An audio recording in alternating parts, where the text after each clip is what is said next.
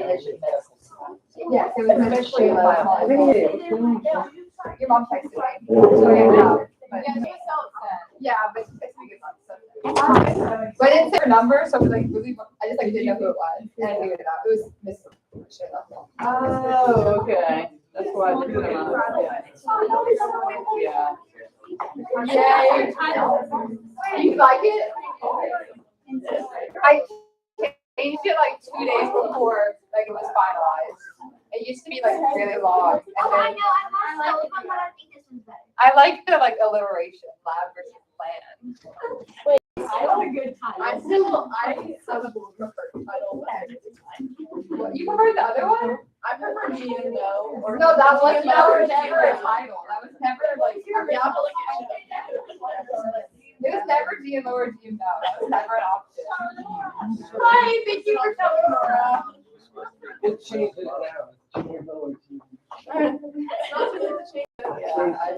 Dad, how much time to be your question? It is on PA Live. Yeah, like right now it is. Sure, if you want to. So is it going to be recorded?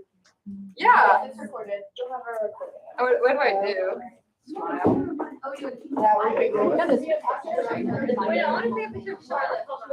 to the podium. Charlotte, come on, like, come up there. You got about 3 minutes. Yes. Yeah.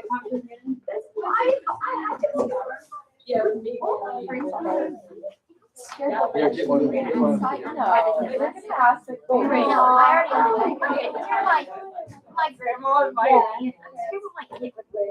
We got the feeling. Wait, y'all are so sweet. Wait, Charlotte, what's your line? Wait, I'm Yeah, get out. Yeah, I mean, I'm done now. Yeah, she can say that. Yeah. She's finished with her defense. Okay. that's what I heard. Y'all are so sweet. Hey, your outfit matches the top. Yeah. We're green. Yeah, there we go. Thomas, do you still wear the Slay. No, that's gone. Hey, Thomas, do you have the water? Oh, yes, let me get a cup of water though. Thank you. Yeah. I like it. I would die without water. You got it? I would die if I didn't. I'm like the biggest goal ever. I get dry. I never can break this. Thank you.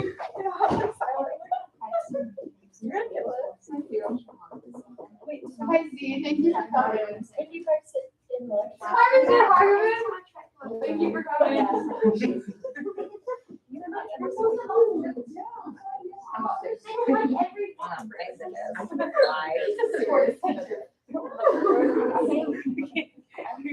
Wait, do what you start doing in here.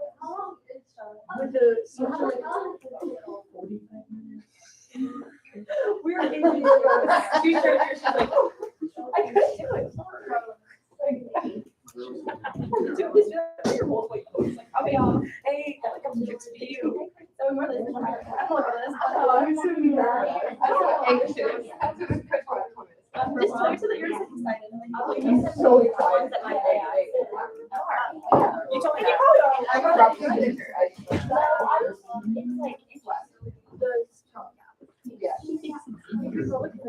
Okay, here's your water. Thank I have to remember in the Who is this?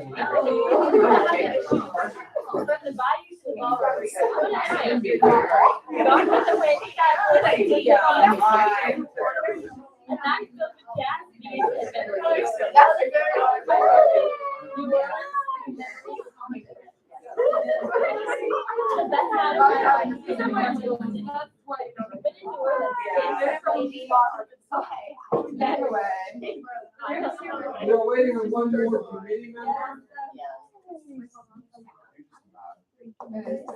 Wait, oh, this is so nerve-wracking. Did you talk to her? And she said yesterday, she said no one knows. Maybe that you like, I just texted her. Yeah. I'll make sure. Prom may be over, but the memories will last forever. Are you sure? Congrats on being impressed by the biggest fan of the year.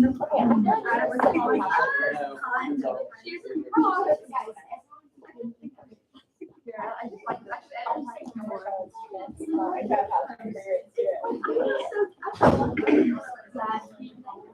You checked them? Yeah, she didn't respond. Okay. We'll give it to.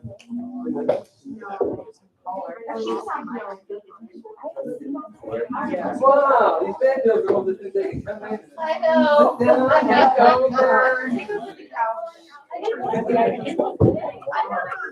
Isn't that funny? They go to college, they go in the world. I'll go to the bathroom. Well, yeah, you can sit with the family. Okay, whatever you want to do. We're waiting on Miss Parker, so. She's on the way. Okay. Okay.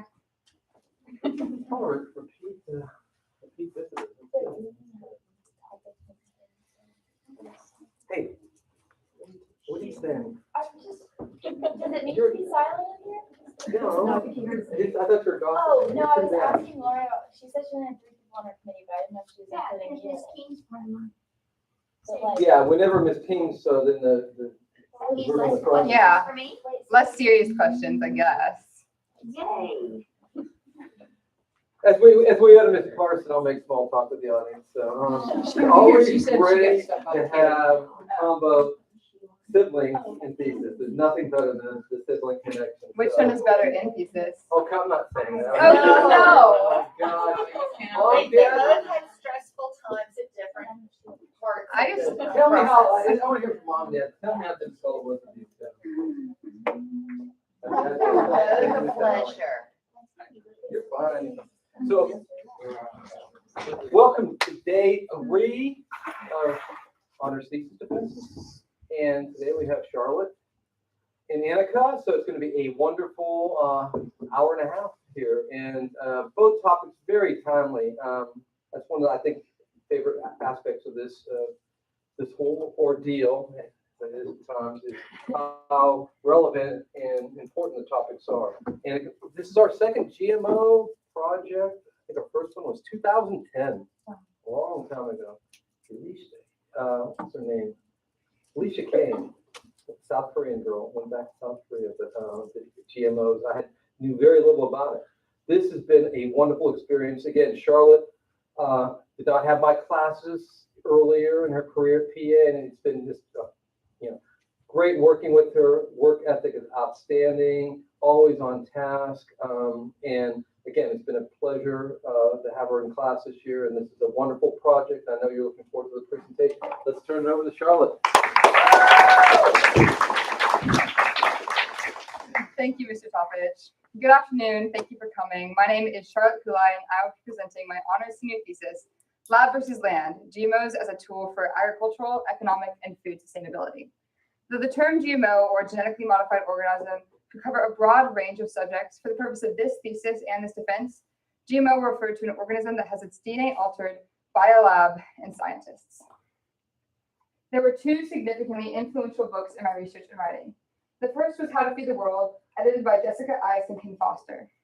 This book heavily influenced my first and second chapter in understanding how agricultural transitions have impacted our world in the past century. The book, The Future of Genetically Modified Crops by Felicia Wu and William Butts, helped me understand how GMOs fit into those agricultural transitions. To view the more negative side of GMOs, I read The Grand Food Bargain by Kevin Walker to help me understand how GMOs fit into our agricultural economy. The debate between Mark Linus, a former anti-GMO activist, and Colin Tudge, a current GMO activist, were essential in my analysis of data regarding GMOs. Discovered in 1973 by Stanley Cohen and Herbert Boyer, the genetic modification process is accomplished by isolating a gene that produces a desired trait, cutting and pasting the gene with the molecular scissors of DNA ligase and restriction endonuclease, and transcribing that gene into a desired organism. This discovery kickstarted research and policy formation that define GMOs as we know them today. The primary question everyone has about GMOs is, are they safe? And the answer is about as simple as the question, yes. GMOs are neither harmful to the human body nor less nutritious than their conventional counterparts. We know this because as we approach 30 years of GMO consumption, the adverse health effects caused by GMOs in the cases that surround them remain to be 0. Unfortunately, GMO conversations have been infected by misinformation and controversy.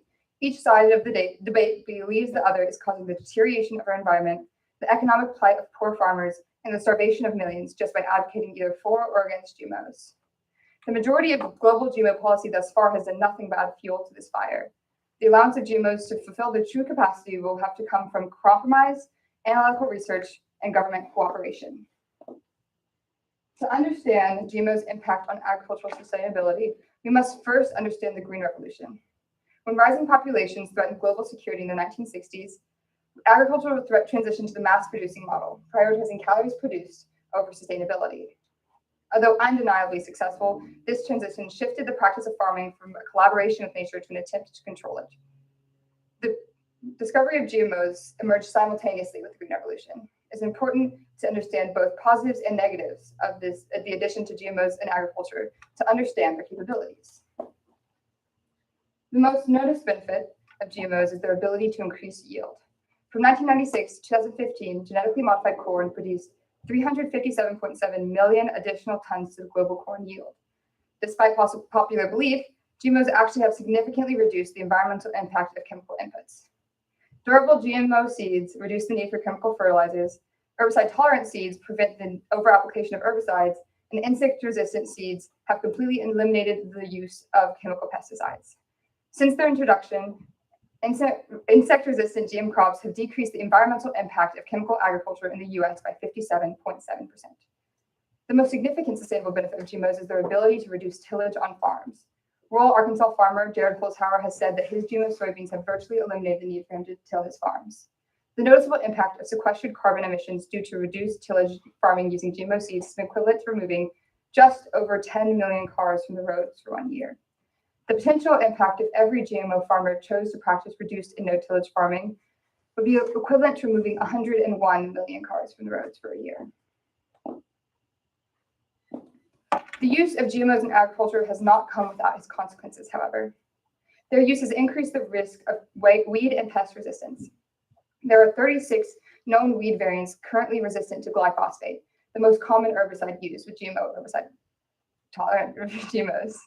There are 5 known pest species currently resistant to insect-resistant GMOs. In addition, because GMOs are more durable than their conventional counterparts, farmers can usually practice monocropping without the usual consequences. Monocropping depletes the soil of its nutrients, hinders its ability to sequester carbon, and threatens local biodiversity. Finally, in some areas, insect-resistant GM crops have threatened the ecosystems of non-target organisms, or the pests they do not intend to ward off. It is clear that the solution to agricultural sustainability contains a compromise. It will not be found through the reversion to less intensive farming, nor the sole reliance on modern technology.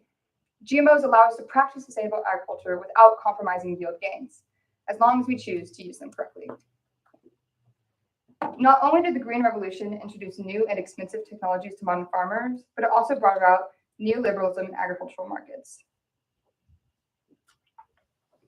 Neoliberalism refers to the economic theory that market efficiency and success is driven by the need and desire to accumulate wealth. This shift led to great economic growth in the agricultural sector, but sacrificed those who could not afford the technology to compete with farming corporations. It also created a new dynamic between the producer and consumer. If the consumer finds himself best served when they can buy the most amount of food for the least amount of money, the industrialization of agriculture is absolutely in their favor. The choices made by consumers and producers alike, in this respect, both impact and is impacted by the economic effects of GMOs. A 2004 French study focusing on the effects of GMO labeling on buyer choice has found a significant bias against GMOs, although they were indistinguishable from their conventional counterparts without labeling.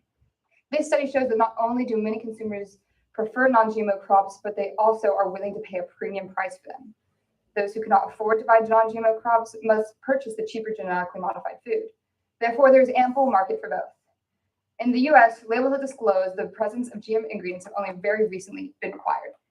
They're usually found beneath the nutrition label, as seen here, and very rarely found on labels that look like this on the front of packaging. The Non-GMO Project, or the NGMOP, is the most recognizable and respected non-GMO label. Unfortunately, what started as a grassroots organization has become a playground for lobbyists, dropping their labeling standards for the highest bidder. Its label now does not guarantee non-GMO food and only functions to mislead the concerned consumer. When growing populations demanded increased food production, industry investors in agricultural business stepped in. Those that could not afford to keep up with competitive yields were forced to consolidate. Those who control farming technology have also consolidated into the big five of agriculture: DuPont, Syngenta, John Deere, Bayer, and Monsanto. Recently acquired by Bayer, Monsanto controls 90% of GMO soybeans and 80% of GMO corn. These seeds are more expensive than their conventional counterparts and often require repurchase with every growing season. Many poor farmers take out loans and often go into debt to purchase GM seeds just to maintain themselves in competition with industrialized farming operations. This does not mean that GM seeds are driving the plight of poor farmers, rather. GMO seeds, which increase yields, have shown outlasting income benefits for farmers who cultivate them. For example, GMO cotton in India has increased yields and profits by $38 per acre, directly correlating to an improved living standard for Indian cotton farmers. If GMOs were sending local farmers into debt burdens, financial turmoil, or even driving them to suicide, as many anti-GMO activists claim, they would not continue to repurchase the seeds and cultivate GMO crops. Mark Linus brings about an interesting comparison and discussion about the affordability of GMO crops. When people were concerned that drugs against malaria or HIV/AIDS were too expensive for people in poor countries to access, they did not seek to get these drugs banned worldwide. Instead, they worked with the companies to facilitate the accessibility of drugs in the trade system. When GM seeds are available and affordable to local producers, they can reap the benefits of increased yields, gain economic stability, and actually prevent further market consolidation. When GM foods are available in local grocery stores and rural markets, consumers have access to a cheap and abundant food. GMOs allow us to mutually benefit poor consumers and producers alike, as long as policy ensures their availability. The global struggle for food security encompasses 800 million people facing chronic starvation, and many more classified as malnourished or food insecure.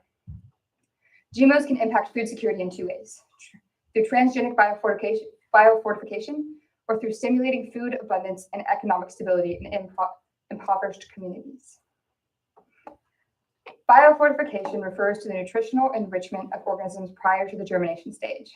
There are three known methods of biofortification: conventional crop breeding, agronomy, and transgenic biofortification.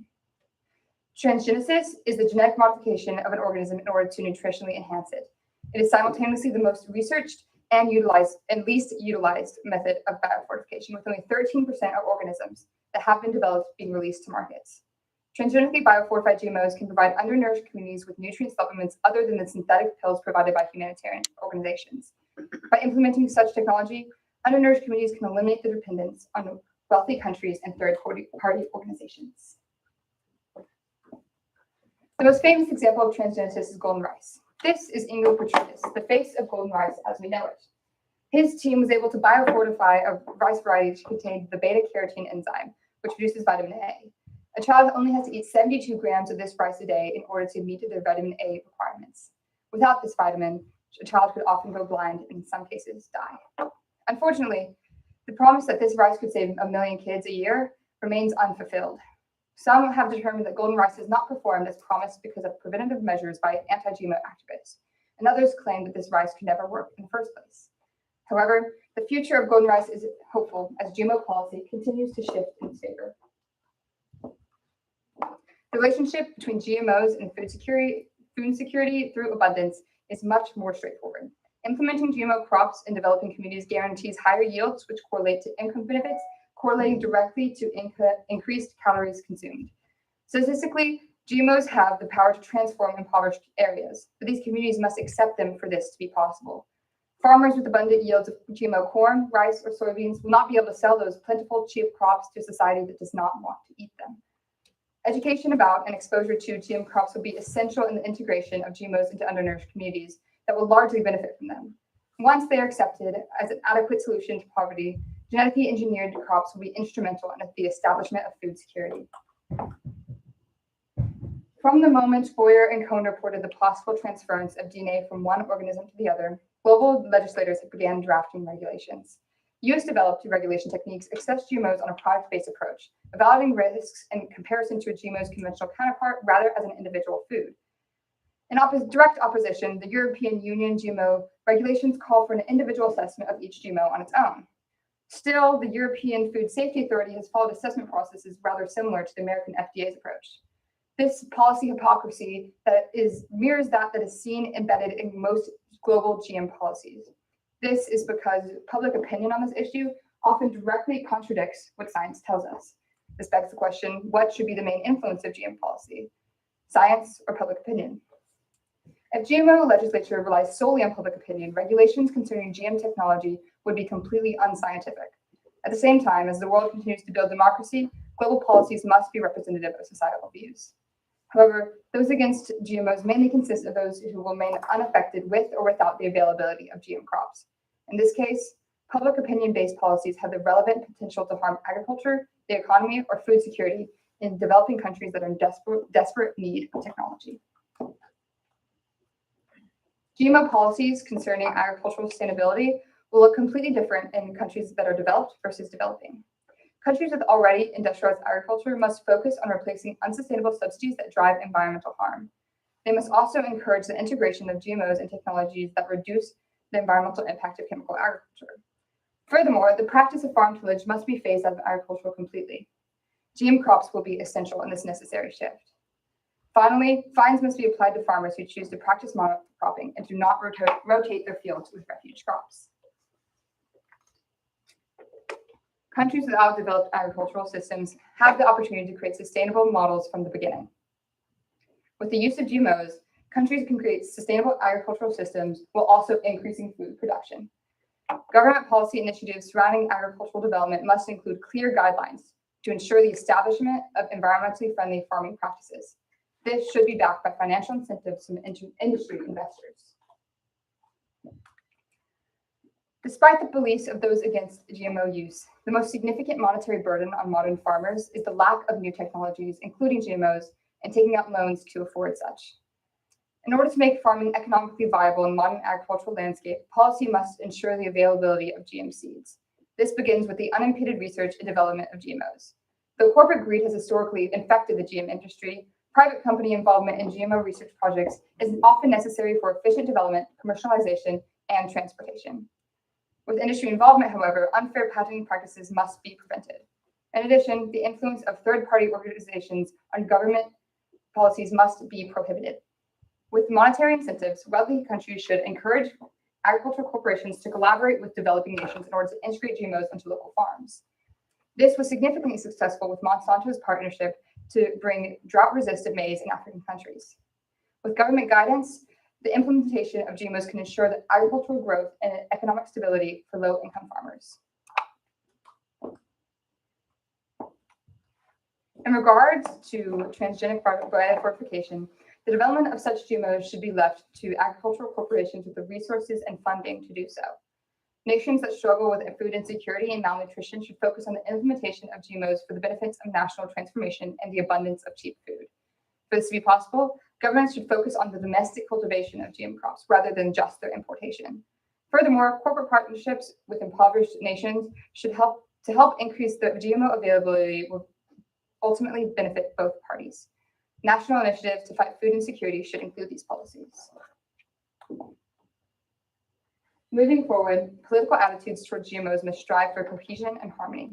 It has become clear that while GMO products will always have positives and negatives, they will continue to be a staple in our society. As organic food prices rise, larger populations of consumers are bound to require cheaper foods and will slowly transition to preferring GM crops even when they are minimally less expensive. In many places, GMO attitudes still need to be formed. Public awareness and evidence-based information must be communicated to those populations who are in need of supportive policies. Negative global attitudes towards GMOs can be changed through both government and NGO involvement through community education and grassroots level promotion.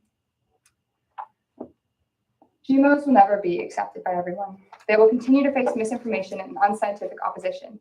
Objections to the adverse effects on the economy and environment will persist even against the increasing evidence of their benefits.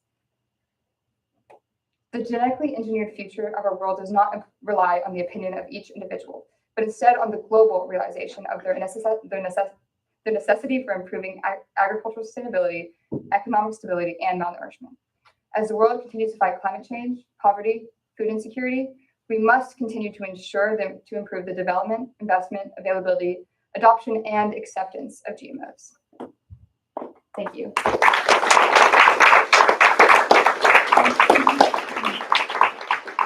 Outside of the United States, especially in the context of Western countries, what is the attitude about GMOs and how has it shifted over time?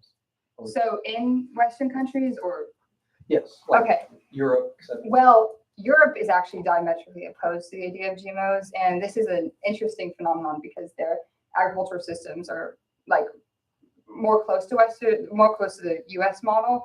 But I think that it's the most impact that Europeans have on GMOs, they are able to oppose GMOs because they can afford food without them. They can afford organic farming because organic foods are more expensive. But their anti-GMO influence has unfortunately reached developing countries, which cannot afford food without the increased yields that GMOs provide. So they have the attitude that GMOs are not needed to provide food insecurity, but that's because that's where they are. And so they've unfortunately poorly impacted the world in this way. How challenging was it running into bias in the research, and how did you overcome that during the process? So that's a great question because I think it's surprising how much information regarding GMOs has been infected by bias. But I did cross-checking of sources, of course, and there were some things I read that I just knew were not true at all. And I had to do a lot of personal research. When I read something, I always took it with a grain of salt. So it was difficult, but I think in the end, it was worth it because exposing the truth about GMOs is what will lead to their use for the most benefit.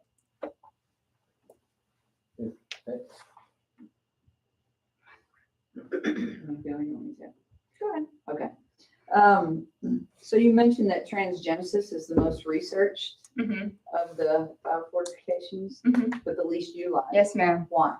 Well, first of all, a general opposition to GMOs, and also view transgenic biofortification or the GMOs that come from it would be a humanitarian use of GMOs, and that's harder to get industry investors for.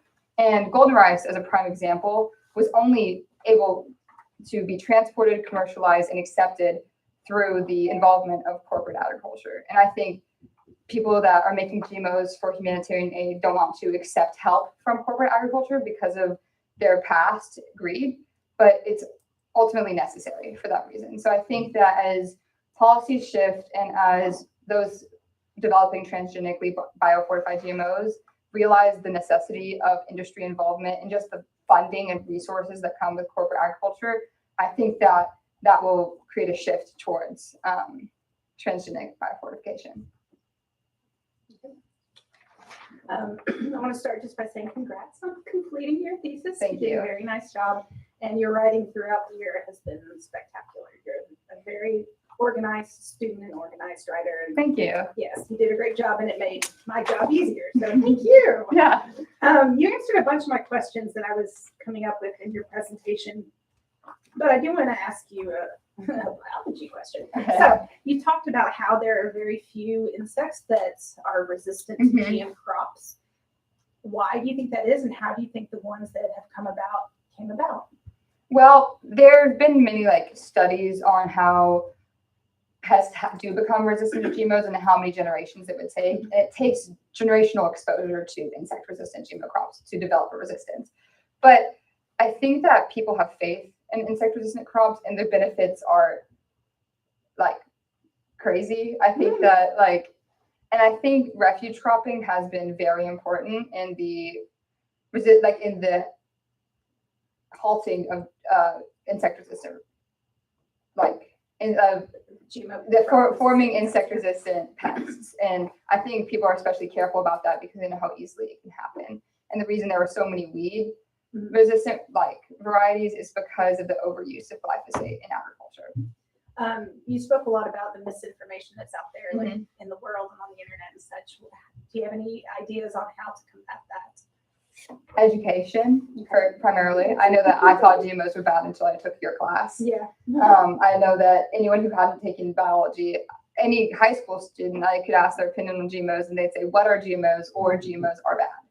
And I think you just got to learn about it and expose yourself to it. And I think it's easy to say GMOs are bad when you can afford non-GMO food, and those who cannot, and once realizing the economic benefits and the national transformation GMOs can achieve in lower income countries, I think it's kind of impossible to turn away from the fact that GMOs are good. Yeah.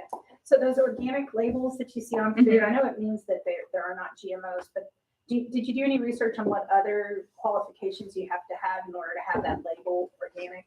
So that was a big part of my thesis, the difference between non-GMO and organic. I couldn't really go into it in this defense, but non-GMO only doesn't even guarantee, it guarantees a low percentage of GMO ingredients in a product at best, while organic guarantees the fight against antibiotic resistance, the absence of pesticides and herbicides in any chemical agriculture, moral, ethical farming practice, the absence of monocropping, the rotation with refuge crops. And so if a product has a non-GMO label, but also does not have a USDA organic label, it's reasonable to assume that that product was not made with ethical farming practices. I would also like to congratulate you on a very job well done. You're consistently organized throughout the entire process. So a lot of my questions have already been asked, but from a consumer perspective, I appreciate labeling and I want to be as informed as possible as a consumer. But in respect to GMOs, would you argue that labeling has caused more harm than good, or how do we kind of look at labels and understand how to read them in an effective way? I think the non-GMO label, because it is a third-party label, has definitely caused more harm than good, just because the research on that especially shocked me so much to see just how much GMO food they allow in their labels, and because products with their labels automatically enter a premium market. So somebody could lower their GMO ingredients just a little bit, and then probably increase the prices they're willing to pay in GMOP in order to get that label, and easily enter a premium market. And I don't know, I think the presence of bioengineered food labels on GMO products, I don't know how much harm that has done, because people don't look for it. If you buy a bag of Doritos, you usually don't care whether there's GMOs in there, or you don't know. And so I think the public deserves to know if there's GMOs in their crops, especially if they care about it, even if it's a reasonable care or not. But I don't believe that NGMOP is an ethical organization.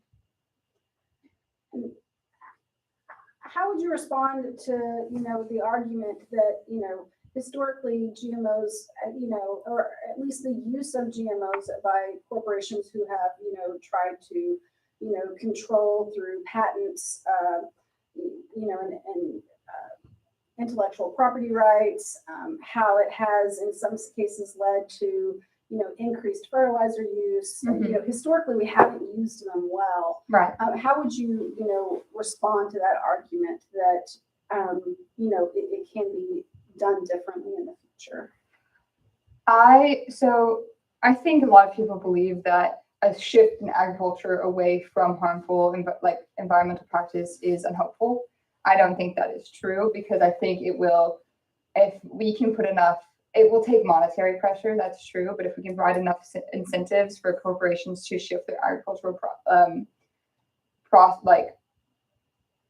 practices, I think that GMOs offer such a unique solution that can help companies maintain their crop yields and profits, while also allowing them to practice much more sustainable practices. So I believe it is a hopeful future for GMOs and a hopeful future for agriculture and the agricultural economy. So I would say put pressure on your politicians, put pressure on agricultural corporations.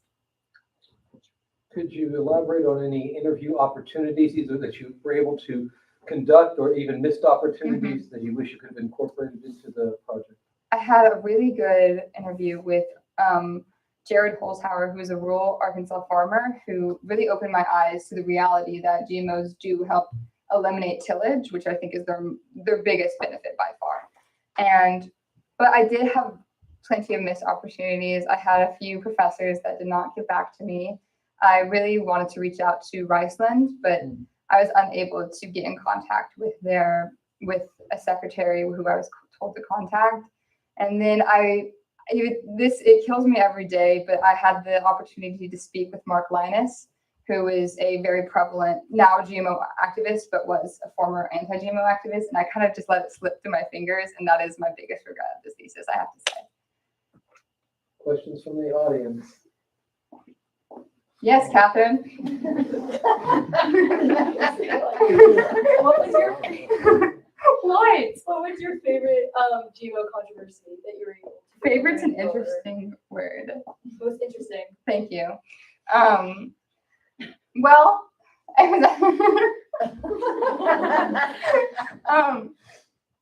okay. Most interesting to me was the GMO suicide myth that in India, there's a mass suicide epidemic in India from GMO cotton farmers. And this is because the slogan was Indian farmer kills himself every 30 minutes. And that's true. A GMO farmer does kill himself, or an Indian farmer does kill himself every 30 minutes, but so do 9 other Indians. And more children die of diarrhea in India than farmers of suicide. And taking into account that 60% of Indians are agricultural workers, it's kind of a low percentage of suicides. And they said this to fit their agenda that GMOs are bad for farmers and they're driving their economic plight. But just seeing how the leaders in India have responded to GMO cotton and the good that it's done there, it's almost impossible to believe this myth once doing your research. And I also believe that the ignorance of other issues in India, especially that so many children die of diarrhea or from vitamin A deficiency, is a ignorant negligence of what actually matters. Yes, Mr. Hagerman. So my question is more of a, I'm curious. So you mainly focused on crops. Is there scientists who are looking into genetically modifying animals? Absolutely. Actually, the first GMO twins were born in China. I'm not really sure what happened to them, but it's true. Nobody's sure. Yeah, nobody's really sure. China doesn't really tell us much, but there are GMO. The first, I think, animals that will be approved for GMO consumption is fish. There is a lot of research in that area, but I think that's going to be very difficult for society to accept. Because if it's hard for us to accept our corn being genetically modified, I don't know how much like our tilapia will be accepted. But I'm hopeful, maybe. That seems to have a lot more, because fish can, they're like, I guess plants are living too, but to the eye, fish are much more living. And I feel like that's going to be much more uncomfortable for people to accept. Yes, Allison. Okay, so in addition to like it being uncomfortable for people to accept, do you think like genetically modifying like actual, I don't want to say actual organisms, but like living things would be, do you think that would have environmental concerns just with like the various, I don't know. Well, honestly, I think it'd be good for our ecosystems, and especially biodiversity, because of how harmful current fishing practices are. And those companies that are practicing harmful like fishing practices don't really have much, their consumers don't have concern for where the fish come from. So if they switch to GMO fish, they could probably produce more, they could live longer, be bigger, and they could make more profit. And so that I think that getting them on GMO fish would actually be better for the environment. Yes, Alex. So in the start of your presentation, you kind of talked about how GMOs kind of correlate with a decreased use of chemical inputs. Mm-hmm. But I'm thinking about like what we learned in this King's class with Monsanto's Roundup Ready crops. Yes.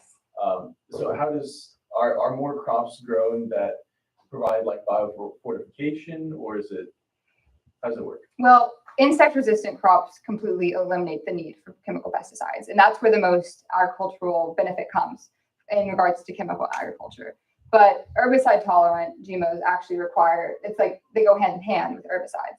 But they have, in some places, prevented the over-application and the improper application of pesticides and herbicides. And that's where we see the benefit of herbicide-tolerant seeds. But that really needs to be mitigated through GIS and GPS farming systems, which can allow you to individually map out which plant needs what and exactly how much. And that's how we can mitigate herbicide overuse.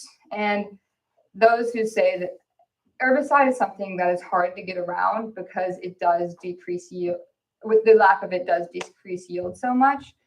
So I don't think completely wiping away with it would be the best alternative. So I do think herbicide tolerant GMO seeds are not necessarily responsible for the increase of herbicide use. Yes, Anna. Regarding your policy, Mhm. what do you think if you were to like is the most important thing or something that like you would immediately implement regarding like the future GMO usage?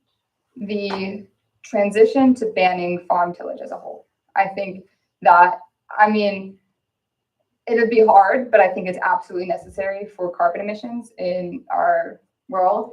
And if I could write one policy ever, it would be to do that because it's possible through GM crops. And yeah.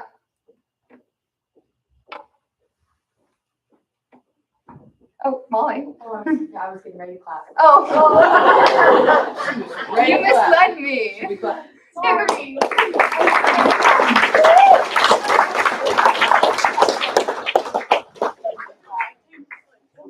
Thank you. Can I go back to like the? Go back to the slide. Committee, come on up. Yes. It's photo op time. Yes. Come on, King. We're gonna let you in this photo this time. But you have to keep it on your phone because you've been taking all. I say the chemicals are good. Nothing wrong with all those chemicals. I drink Roundup for a job. Okay, Drink so Roundup? consider, Don't worry. There we go. so let's get on this side here. And Miss King, you're. So we want here. Miss King's picture. So we're gonna do, guys, we're gonna like lead the title up. Ready? Cheer this. So we're waiting for all this.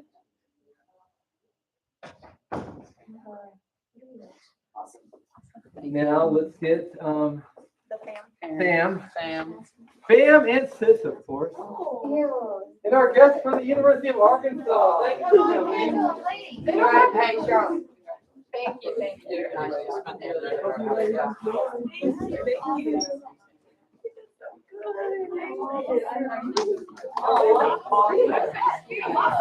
Thank you. I just saw your mama. Oh, I know. Well, you should have heard it yesterday.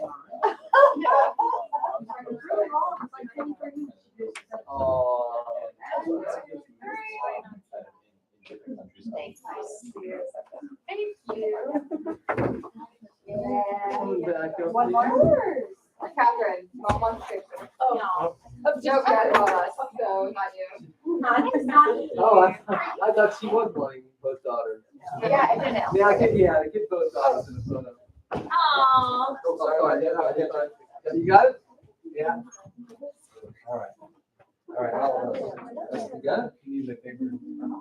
Yeah. We got a second generation pit. Yeah, oh my God. Thank you. Charlotte, your hair was falling. Oh, that was like later, half the default between that photo and that I one. was taking notes in case you're like me and panic and forget what was asked. So those are the Oh. questions. Thank you so much, Miss Parker. Thank you. Yeah. This is our show here.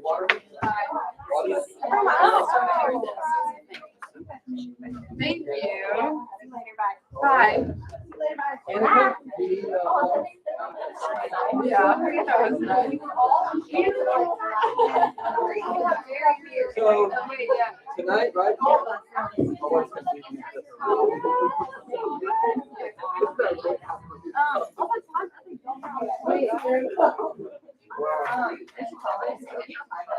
Yeah, you were 18. That was my best. That was. I actually felt like it's the first time you're not. Really? Thank you. Thank you, Annika. You're gonna crush it. Oh, I like that. All right.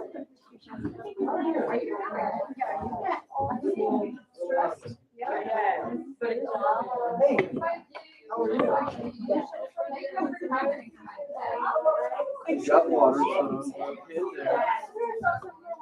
come about 4 minutes, guys, so I'm gonna put this back in the fridge. And hand over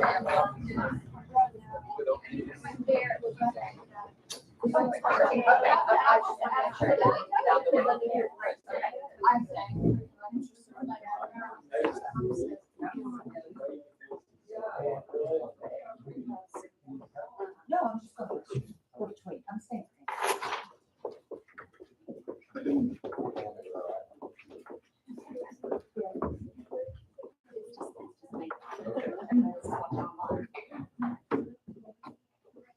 Well, don't worry, we clap very loudly, so we'll make up for it.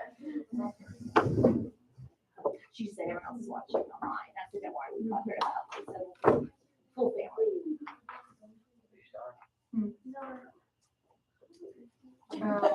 Yeah, yeah, I bet it was. Oh, we are having here. Yeah.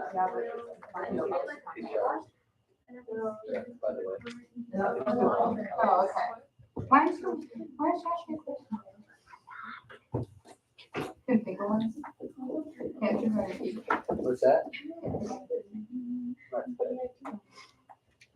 I just, I like having real research. I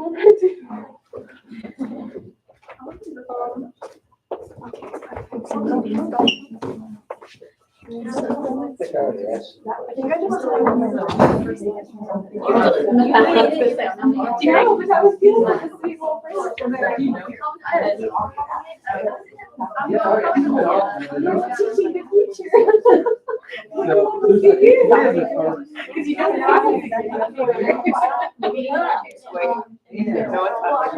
There you go. Too much. Okay, try it.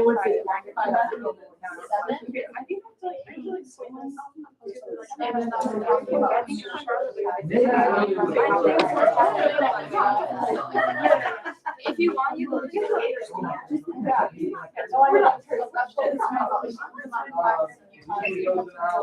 I mean, they will. Just know they're all right. Hello. That's so weird. Okay, we ready? You like that? Yeah, you didn't have that. Miriam, did you dress to sports? Yeah, I actually looked if I had anything for maybe Thursday. Frustrating. All right.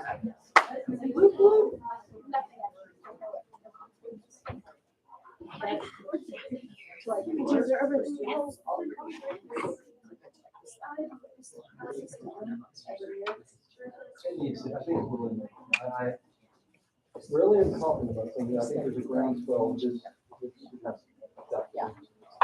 I think it was. But the you shall not pass, be like the topic related decisions.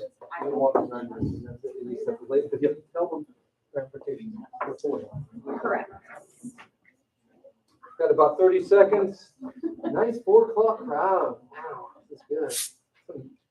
Some scholars in here, future scholars. Got Marla. Fatima. Wow. You're already a scholar.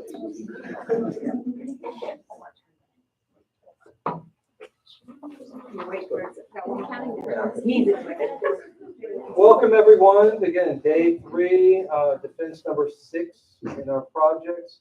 I'll be honest, when we start picking committee members and the projects come out, et cetera, I'm going to say this was probably the one that everyone on staff and faculty wanted to be on this committee. It was there was a waiting list, and for this topic. Very, very interesting, relevant topic. Disney's been in the news a lot lately, of course, all the controversies in Florida, et cetera. And this is such a timely topic, connects very well with Ms. King's curriculum in the context of culture. And again, it's been a joy to work with Annika over the last 2 years. And, I'll say this, of all 22 projects, I will say this about this one. Sorry, everyone else. This project got so much stronger the last 3 months. Last 3 months could be a real, and I'm reading this conclusion, a week ago, and I'm thinking, wow, this is so strong at the end. So again, At times, a little bit of struggle in the fall, a little funk, applying to college, but boy, March, you were killing it, and into April. So again, I commend your work ethic at the end when a lot of students are sputtering. So without further ado, let's give it up for Anna.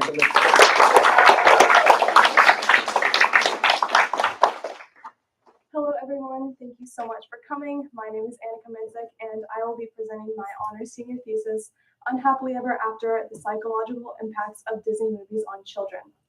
The purpose of my project was to study social concepts in Disney films, particularly romance, body image, and identity construction, and how each impact a child's well-being, analyze how each has changed over time, and also propose methods of intervention to lessen any negative impacts. My most used source was a book called The Mouse That Roared, which was extremely helpful, especially in my introduction, where I discussed Disney's values as a major corporation. Second, the book Disney, Pixar, and the Hidden Messages of Children's Films gave me ideas when I used Disney movies as examples, especially relating to gender roles and race. Lastly, one very helpful scientific study, Over Time and Beyond Disney, Visualizing Princesses Through a Comparative Study in India, Fiji, and Sweden, was especially helpful in my body image chapter and section on racial beauty standards. To begin, I'd like to give a brief overview of Disney's history and its public image. Critics have been raising concerns about the influence of digital entertainment on American children since the early 1900s, which led to the need for family-friendly media in the 1930s, just in time for the emergence of Disney. However, while there was a demand for family-friendly media, Disney exploited this by manipulating their audience. Walt Disney himself played a significant role in crafting the company's image as the epitome of childhood innocence and safety, which has been consistently maintained over time by the Disney company. The most concerning issue is that Walt quickly understood that by linking childhood innocence with entertainment, he would make the corporation's media a pedagogical vehicle to promote societal values to children. When Snow White and the Seven Dwarfs, the first animated movie, was released in 1937, Disney's cartoons had already become an important part of American culture, and Mickey Mouse had become a cultural icon. Fast forward to today, where Disney has solidified its top position in the media industry and is a multi-billion-dollar entertainment conglomerate generating revenue from a variety of investments. There's one study in particular that is integral to my argument that children internalize messages through Disney's media, and this is called social learning theory. In 1961, a study was conducted by Albert Bandura investigating the role of observation in human learning. In the experiment, children observed an adult model either being aggressive or calmly playing with a doll. Bandura found that children who observed the aggressive model were more likely to emulate that aggressive behavior themselves when playing with the doll versus the kids who observed the non-aggressive model. He then concluded that human learning is not solely based on direct teaching, but also on observation. So, if children are influenced by models through observing passively, such as in Bandura's study, it can be hypothesized that because children actively observe and idolize certain characters in the media they consume, such as in Disney, they will be influenced in a similar manner. As I will talk about in my next points, Disney provides undue influence on things such as romantic relationships, body image, and identity construction. However, increased consumer awareness and greater consideration on Disney's behalf could reduce the negative effects of their films on future generations. Unfortunately, Disney's media, especially in early films, perpetuates unhealthy and unrealistic ideals about relationships. Many children's films imply that love is supposed to be perfect, when in reality we find that it is anything but that. Contrary to the fairy tale romantic relationship we see in Disney films, unsatisfactory love, toxic relationships, and divorce are commonplace in our world. Disney has played a significant role in perpetuating the false belief that love happens instantly upon seeing the one. And perhaps the most widely referenced film released by the company, Cinderella in 1950, the plot is considerably reliant on the love at first sight concept. Prince Charming and Cinderella are seemingly in love with each other, despite only just meeting and not knowing each other's true identity. Instead of facing her issues, Cinderella runs from her reality and waits for her fairy godmother and prince to save her, really promoting escapist fantasy rather than taking action. In addition to the romance plot belittling women's agency, there's also references to sexual harassment in Snow White and Sleeping Beauty, where the princes awaken the princesses by kissing them. While this may seem harmless in contribution to the plot, it is detrimental for children to view non-consensual acts as acts of love or heroicism. While the context of and cultural norms of the mid-20th century were much different than as of now, given that these are two very popular Disney films that many children will watch and have watched in their childhood, the messages shown must not be ignored. Lastly, when fairy tales show courtship as the most significant event of the story and conclude it with the vague statement of happily ever after, the desire to be courted is ingrained in children because it often signifies the end of the story. The most glaring issue in defining love is that it is often provided as a noun, but it should be provided as a verb. This means that love is an act of will and intention, not something that is passive. In almost all Disney movies that imbue their plot with romance, love is shown as simply something that happens, not something that is cultivated or grown over time. In films such as Cinderella, neither Prince Charming nor Cinderella know anything about each other in terms of personality. Their relationship is purely attraction-based. But in reality, marriage is not an identity. Love takes effort from both parties, and relationships are far more complex than happily ever after. Media images serve as a reminder of the pervasive influence of beauty standards on body image, which is particularly concerning when marketed to children. It has been suggested that girls as young as 3 years old are concerned about their body size and shape, which can lead to an increase of the risk of developing eating disorders later in life. Although animation itself does not promote unrealistic body ideals, digital alteration increases the unrealistic portrayal of physical appearances in the media, which is shown through the majority of Disney films. Pertaining to racial beauty standards, in 2018, a study was conducted in Sweden, primarily researching how Disney's global reach influences young girls' perception of the princess concept. The study included girls ages 8 to 15 from 3 different countries, India, Fiji, and Sweden, and they were asked questions regarding their views on Disney princesses, and all of them were asked to draw their version of a princess. Most of the drawings displayed light skin, and as you can see in these pictures, that shows a drawing from an Indian and a Fijian child. Both of these countries, where light skin is uncommon, all the participants drew princesses with light skin, and even in Sweden, the non-white participants drew their princesses with light skin. This demonstrates that in Disney films which aim to depict non-Western princesses and characters, they are still often whitewashed, and the representation in the beauty standard lacks variation. The most popular Disney films still contain harmful messages to young girls.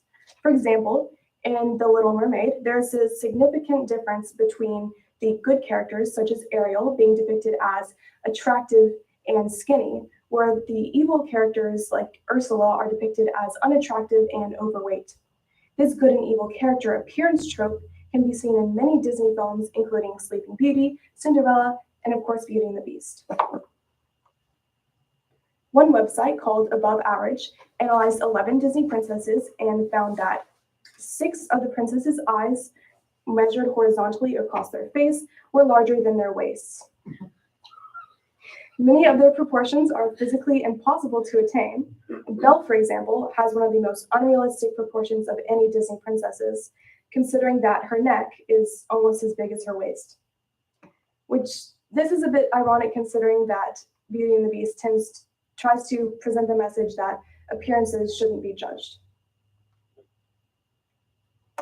Although body image is typically thought of as a women's issue, it can also affect men. Body image in boys tends to be more influenced by the muscular ideal as opposed to the thin ideal shown to women. And one of the best examples of a Disney film with this model is Hercules. However, most men seem to consume more content based off of the Marvel franchise, a company also owned by Disney. For example, Captain America is widely known for his muscular and conventionally attractive figure, but showing this to young boys could lead to negative consequences for their body image and self-esteem.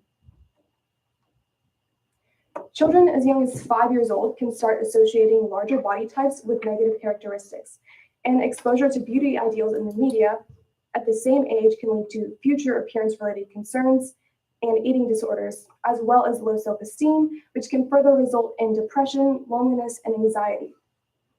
While it may not be Disney's intention to spread negative messages about body image, it is important for the company to strive to promote positive and healthy attitudes about it. Popular stories, myths, and fairy tales can help children understand and make sense of the world around them. But Disney films in particular have been criticized for presenting problematic messages surrounding gender, sexuality, and race due to their role in identity construction.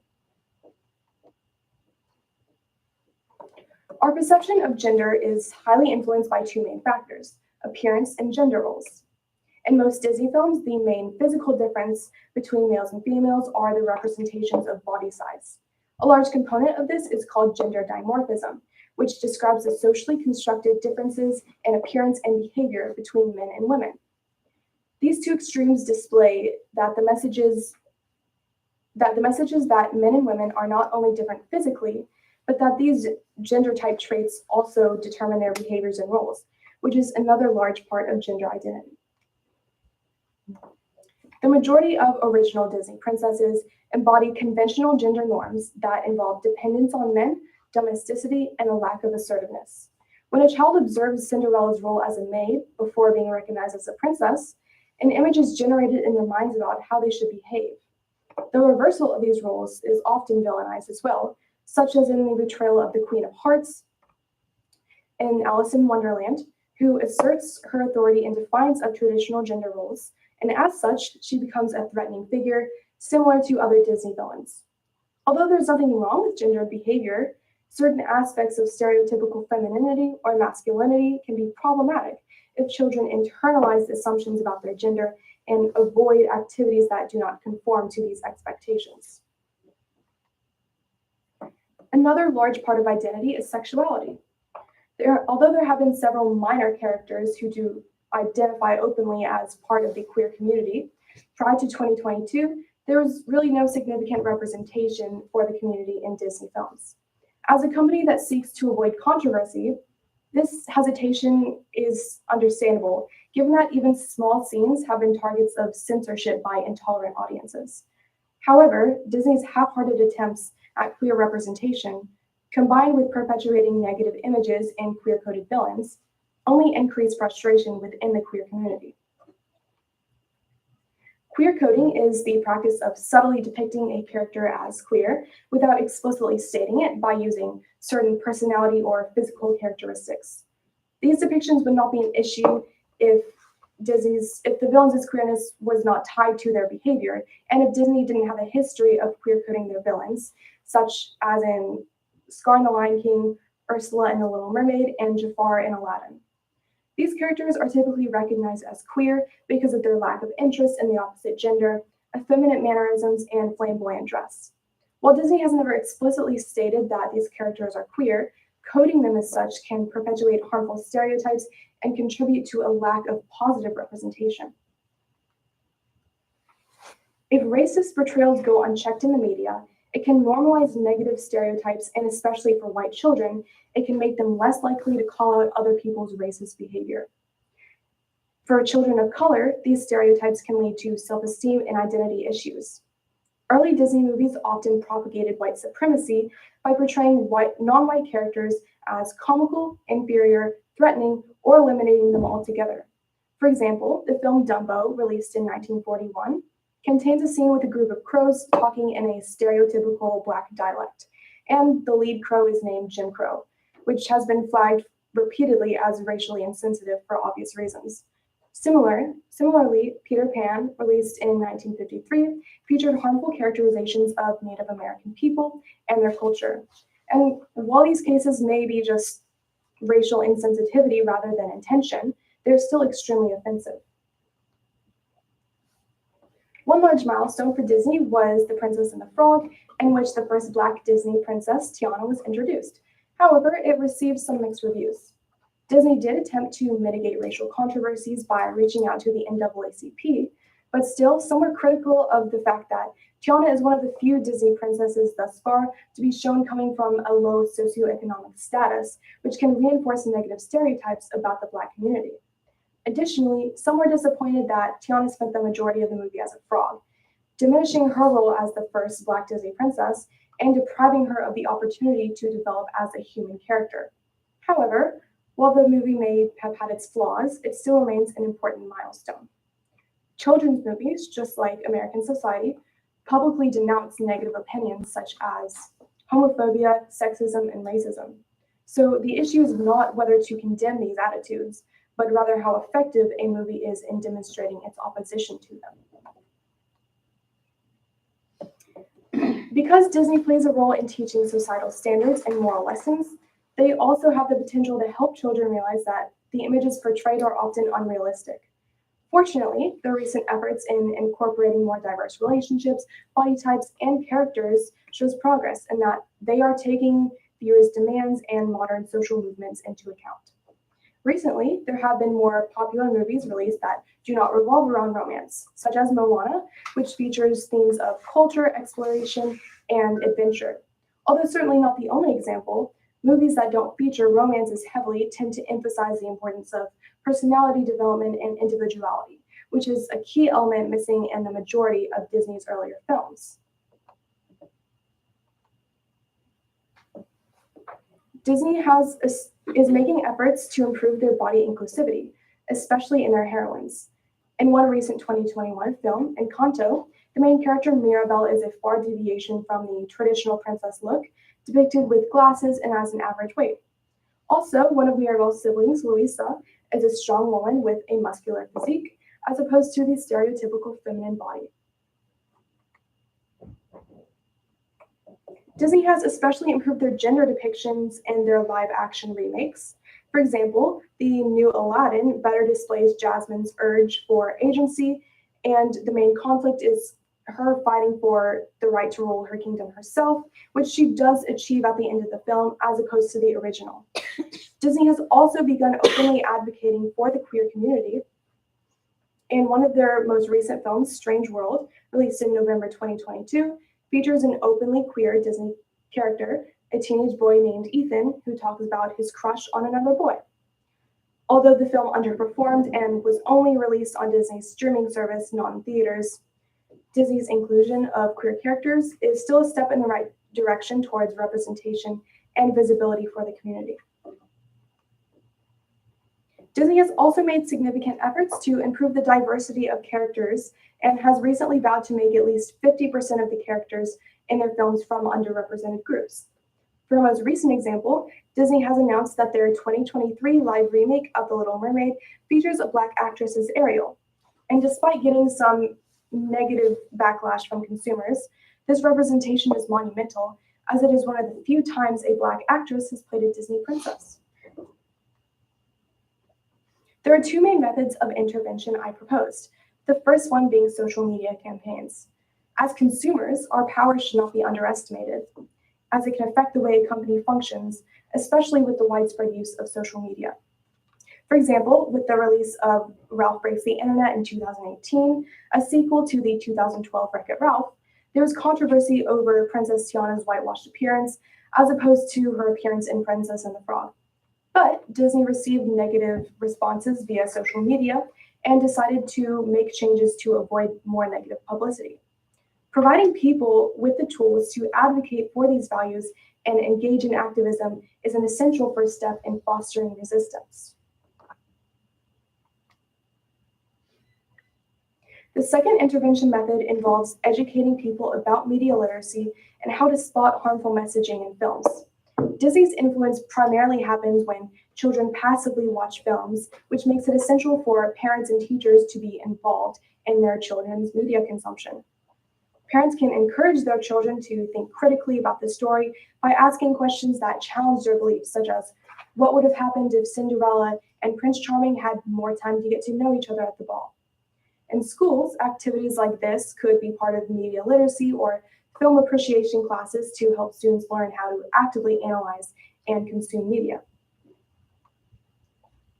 To conclude, even though Disney can and should be a source of enjoyment, it is essential to remember that it stands for so much more.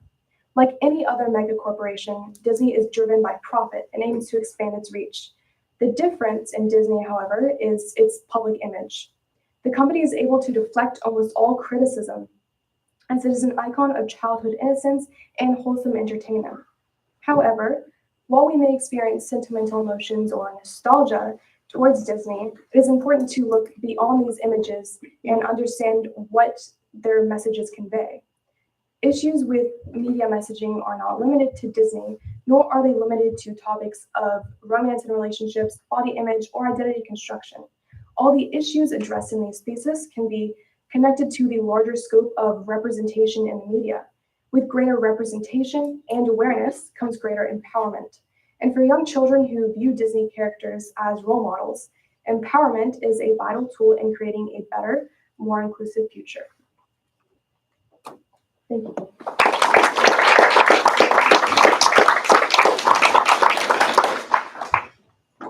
Has Disney experienced any backlash because of changes that they're making or attempting to make in the last few years?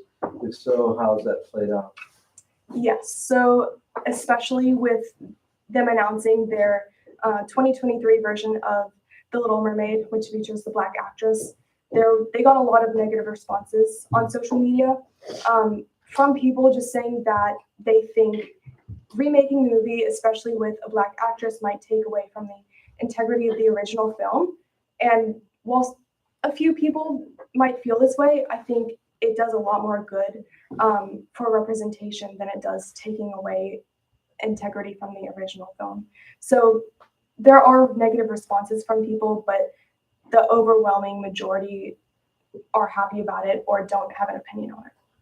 Do you think the most significant inroads have been made regarding sexual orientation, gender, or race regarding the direction Disney's been taking this? I think they're taking it in a good direction. Obviously, it takes time. When a company has a history of racially insensitive or sexist things and really not including anything like towards sexual orientation in their films, it's hard to change that. But I do think that they are making significant efforts to change that. Like with the recent film Strange World, having a character that is openly queer, that's a big deal, especially since they might get negative responses from people. And having a major film like that probably won't happen within the next few years, but I do think it'll happen soon. Great job, Annika. This has been fun. We've had fun with the lyrics and all the stuff. Before I ask my real question, did they give a reason why Strange World was streamed and not in the theater? No, I try to look into that, but there really isn't much on it. I speculate it's because of the queer character, but I don't know that for sure. I mean, just since it wasn't COVID and everything was streaming, I just wondered why. I'm curious on that. Where do you, I mean, okay, I'm going to skip that one because it was just kind of feedback off of his. The research you mentioned both here and then in your paper, like the London, Malaysia, Fiji, I just find it so interesting that Disney is in the US and none of our people are looking into this. Did you, I mean, I know because if you found it, you would have put it in. Were those just the strongest case studies or did you find some that had been done in the US? I did not find any that were done in the US. And I think, one, I didn't find anything, directly saying this, but Disney plays a large role in America. So, there might be some dark stuff going on there, but I think especially in America, people have this view of Disney, and that's why I was talking about like with its public image. When you talk about something that is really important to people like Disney, and it's often an integral part of their childhood, it can make people uncomfortable talking about the negative things about it or like any negative consequences. So maybe that's why there haven't been really any studies going on here, because it's just not, ready yet. yeah. Let's talk about age for a minute. So we all know Disney princesses are teenagers, right? They're all teenagers. So one of the things you didn't really mention heavily in your project, but I know you have to have come across it or just have thoughts. All of these factors, like you're talking about false portrayal of love and love at first sight and all this, and how this is impacting how children view what comes next. But what have you read about why Disney has chosen to always go with the teenager, and how is that playing a role in how children that are consuming this without proper guidance, like you were talking about at the end, how does that play into it? Because as you were also talking about the difference in the princess and the villain, you talked about physical size, but there's always an age difference. It's always young and old. So just talking about age a little bit.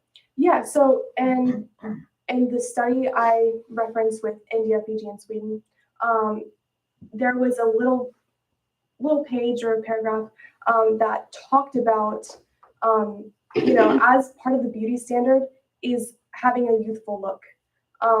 And you see this often in Disney villains. They're often old, overweight, and that's all to make them appear more negative to the audience.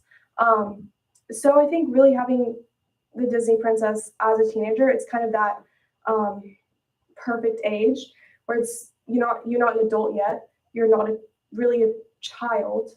So it's kind of that like perfect age of innocence where you still have some autonomy, but you're viewed as you still have like a youthful look, which is considered attractive to an audience.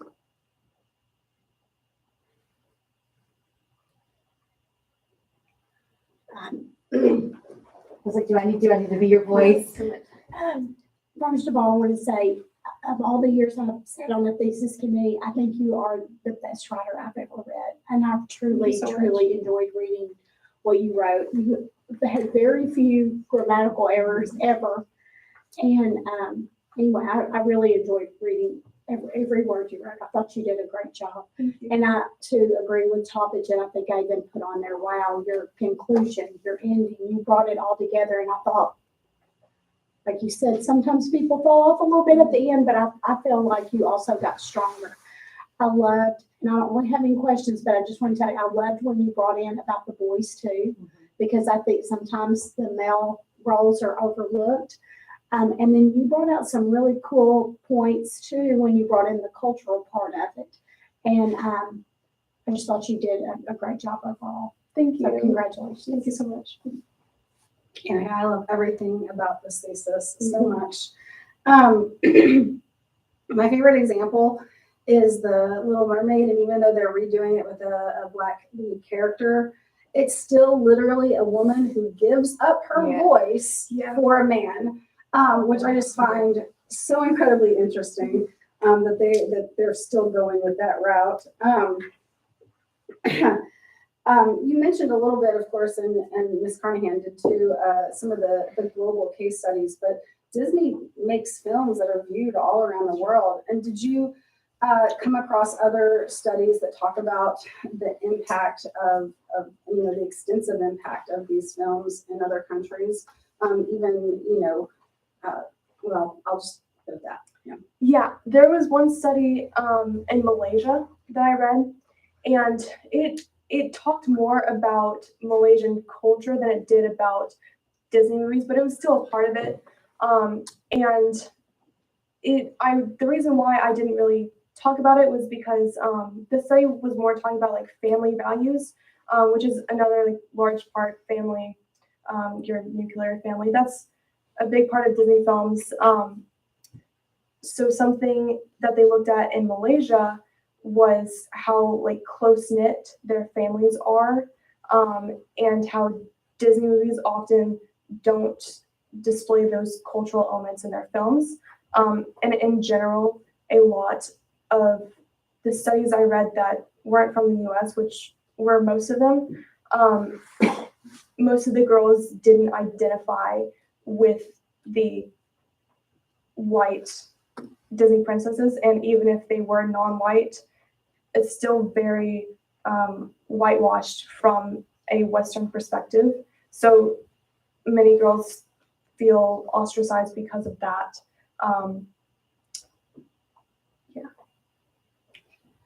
Good, fantastic. I was gonna say, I was just telling you about that one more before you went to the audience.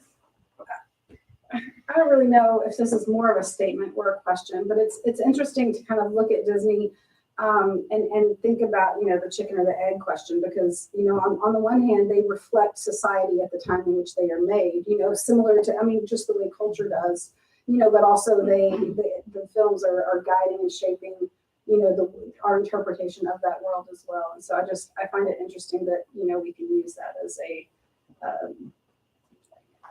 reflection of that. You had lots of really interesting tidbits, but I wrote this down as you're talking because even though we're starting to improve, and yeah, in my opinion as well, improve for the better for representation, the fact, and I'm going to try to hint it so you can tell the group, because I think it'll just be better for you. Even though we've gotten better, so like with the ladies not necessarily being a love story, but how the example was Tiana being the main character of Princess and the Frog, and I think the other comparison was Frozen. How even though the ladies were the main characters, do you remember when they looked at lines? Mm-hmm. Do you remember? So even though those stories are about the women and they're the main things, when they counted the lines spoken by characters, the men still had more. Was it Frozen? And yes, that was an example. So there's a statistic that I had that kind of showed the evolution of gender roles in Disney movies over time by using lines, both looking at how many lines that women had versus men and what those lines contain. So they found a positive difference in that most of the early Disney films, yes, women had more lines, but there were less characters in general. And also the lines were more about physical appearance than it was anything else. So over time, you see this change where even if in Frozen, it was shown that women had less lines than men, they still had a greater sense of agency, and most of the lines weren't about their appearance. But since Frozen, this has generally gotten better. I know Disney does have a software that they use to run their movies through it that analyzes everything, and they try to make it 50-50. So that's pretty cool. Questions from the esteemed audience? Miriam. So I know you rewatched some Disney movies while you were doing your thesis. Has your thesis changed your view on some of your favorite Disney movies, and if so, how? I think I don't enjoy, or how do I say this? I enjoy watching Disney movies just as much as I did before doing the thesis. It hasn't changed my mind. Part of the reason why I did this thesis was because Disney has been an integral part of my childhood, and that's what I was raised on. And it's still something I watch Disney movies a lot. But the thing that it has changed is I have become more aware of the messaging in the movies. Before watching Beauty and the Beast, I was like, you just watch the movie for fun. You don't really pay attention to the messages.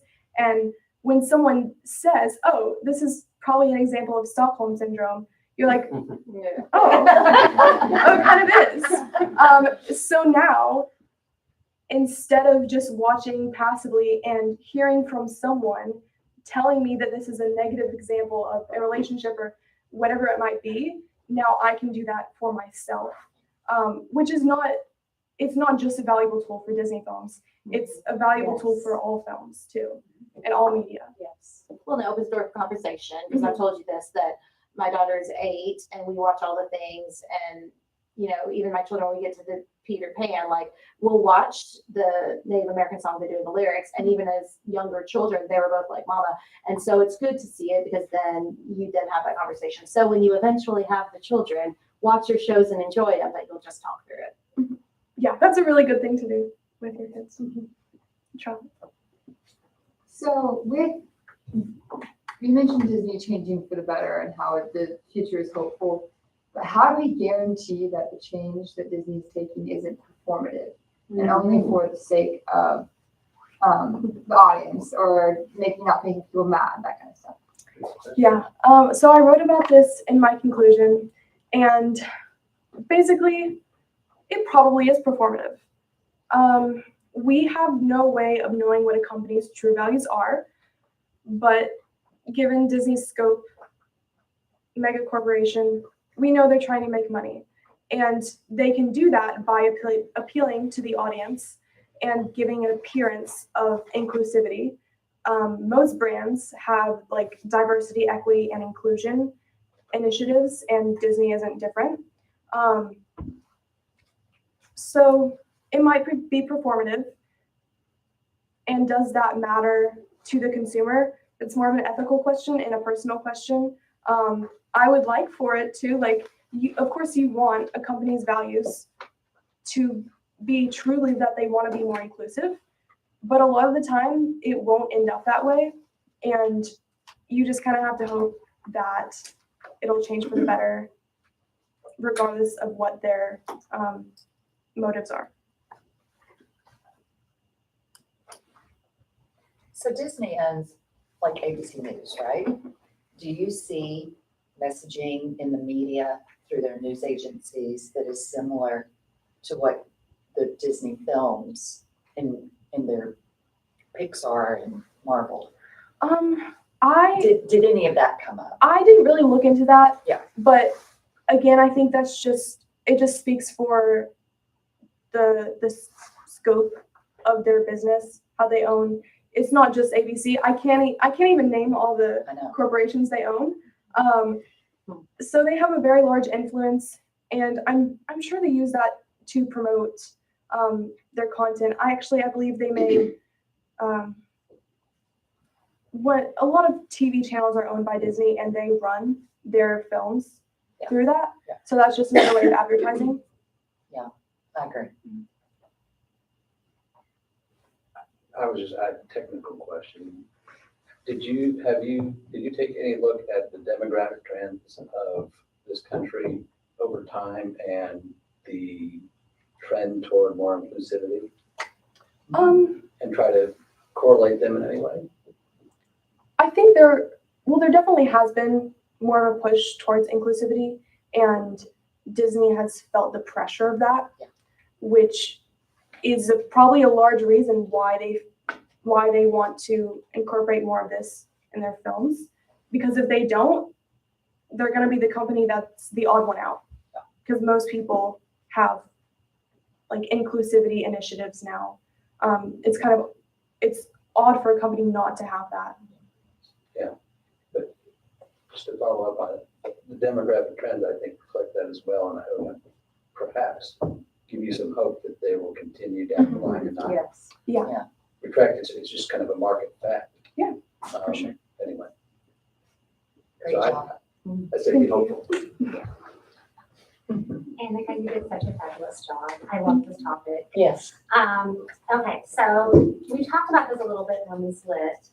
I love old fairy tales, and they were passed down by oral tradition and recorded by the Brothers Grimm in the Black Forest in Germany, or in Norway, Charles Perrault in France, Andrew Lang in England, and they were moral tales. They were moral stories that served their time and their place, and mostly to an illiterate populace. And so one of the things I love about old fairy tales is the fact that they are kind of dark and creepy and weird, and something that Disney did, not just in propping up the princess role and turning it into something that wasn't even in the originals. For example, being woken by a kiss isn't even in the originals.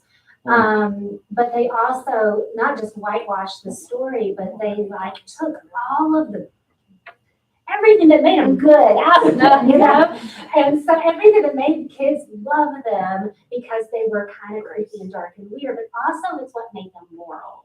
And that's something I've thought about a lot because it was kind of robbing them of what they were originally in their original intent. But maybe that original intent didn't serve our time and place anymore. And so my first question is, did you look at all at like the old fairy tales and look at how Disney rewrote them and completely changed them? And then secondly, I would argue my most favorite recent Disney film is Moana, and of course it's an original, right? It's not taken from, from what I understand, Lin-Manuel Miranda he wrote all the lyrics. Was it taken from a traditional indigenous story, or was it a completely new story that was created? You know, I don't believe so. But it is not one of the old-fashioned European fairy tales. We can definitely know that. And so, does that mean they need to abandon them altogether and kind of move on and create new stuff? So there's kind of two questions there. And do what you want to with it. Okay. You did an awesome job. Thank you. So like regarding the fairy tales, I didn't look at them as much as I wanted to. I think I wrote like a paragraph on it, but if I were to add anything, it'd probably be actually reading the old versions of those stories and comparing them to Disney's. But again, what you're talking about, Disney's values, making the story more innocent and changing it. And I think the vehicle of media itself and television and animation itself can twist the story to where it's not about the message anymore. It's not about the morals. It's about the princesses and the magical powers and the love. So I think Disney just got rid of that from the original film and tried to make it more wholesome, because that was really the push for family-friendly media. No one wants to show their kids the original story of Ariel, where I think her tail was like cut off. She turns into foam. Yeah. Or Cinderella when they're hacking, the stepsisters are hacking off their toes. And the stepmother has to have iron. Irons on her that are coal, and they. Fairy tales are great. Like not a family night movie. Yeah, people don't want to show that to their kids. Yeah. So then Disney has to make it really innocent, to where they really just change the story completely. Yeah, what was your second question? Sorry. Should they just abandon the old fairy tales then and just write their own content? Probably. I think most of the problems are in the original princess movies. That's where most of my examples of unrealistic and toxic love come from, and all those things. So yeah, they probably would be better off just abandoning it completely. And I think with where society is at right now, that's probably for the better anyways, because if they come up with an original story, they can make it fit and adhere to our values today. Just like the fairy tales did in their time period. Mm-hmm. Yeah. All right. Excellent.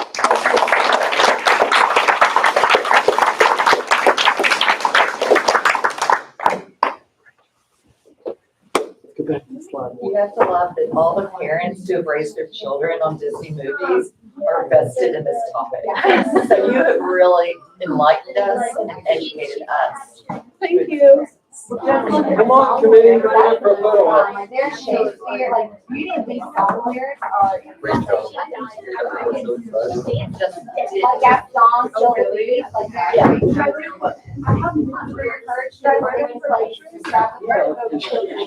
I'm taking you to look at that.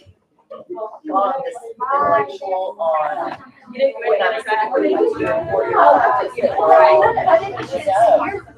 Charlotte, great question. Oh,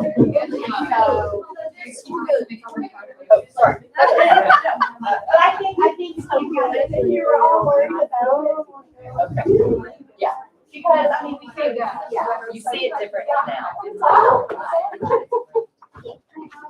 Queen Lafferty, she can do a show now. In the ghetto here. Match again. That's yesterday, and I was like going in the green tea, but I feel like the picture did it very fair. I know. All right. Okay, over here, put two on each side. Yes. We want to keep the Disney logo. I don't know why he wants to. Go ahead, you can come over here. I was gonna say, Two and two. Two committee members on each side. Hold up. I'll do one with the Mickey ears. Oh, yes, yes, yes. All right, y'all look at me. I'm gonna go in 1, 2, 3, and Okay, now be professional. Hold on. no. One more Bill time. wouldn't let her wear it even for the questions and answers, Absolutely, I so was we gotta fine have to with get the picture. I was fine with that. All right, here we go. 1, 2, 3. Okay, all right. The whole thing, the presentation, everything. And like future, you know, you're now really never bias, whatever. I'll tell you the best thing is, you know, trying to speak to the result we want to get at. The whole thing, so all the only goals, everything was so balanced. You did a great job. You did, and then I love it. It's all. It's our favorite. We have the soundtrack. Really? And what was the emotion? Oh, yeah. You want. Just me, and then, sure. Okay. What's the one with all the emotions? Help me. Where we learn about sadness. Inside. That's the next one. Inside. Yes. But that's not. I don't. No, it's Pixar. I'm telling her the good ones that have been made since her kids were little. Okay. Oh gosh, I love that. Okay, ready? 1, 2, 3. Yes. It's so All right, good. got you. So, but ugly dolls are the best. Okay. God, not one of them. So, about when Alice was waiting for her floor, but it's all about the ugly dolls are sent to this like island or whatever. They're not perfect. Joe Jonas sings the perfect song. Like, I love the soundtrack. It's so fun. But then at the end, it comes back around, and how the ugly dolls find the kid that they need, and so. Oh, yeah. Are you getting a picture? I was gonna say, I own it, Miriam, if you really want to borrow it. All right, I need one.